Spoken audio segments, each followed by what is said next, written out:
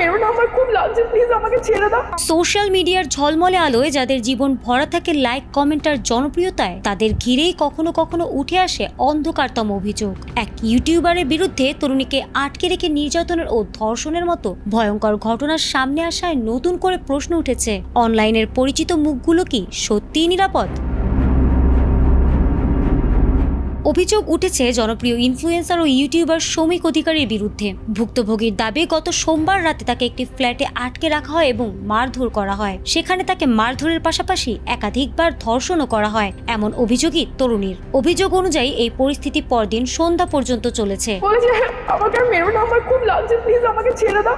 ঘটনার পর ভুক্তভোগী প্রথমে একটি সাধারণ ডায়েরি করেন, আর এই খবর পেয়ে বাবা মাকে নিয়ে নিখোঁজ হন জনপ্রিয় ইউটিউবার। এরপর পুলিশের চিরুনি অভিযানে তাকে দমদম থেকে গ্রেপ্তার করা হয়। পরবর্তীতে আদালতে তোলা হলে বিচারক অভিযুক্তকে 10 দিনের পুলিশি হেফাজতে পাঠানোর নির্দেশ দিয়েছেন। পুলিশ জানিয়েছে, ভুক্তভোগীর সঙ্গে অভিযুক্তের পূর্ব পরিচয় ছিল, যা মামলাটিকে আরও স্পর্শকাতর করে তুলেছে। এদিকে ভুক্তভোগী তরুণীও আদালতে গোপন জবানবন্দি দিতে রাজি হয়েছেন।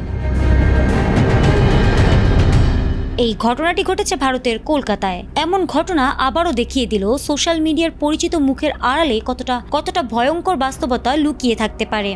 তদন্ত শেষে দোষ প্রমাণিত হলে কঠোর শাস্তির দাবি উঠেছে।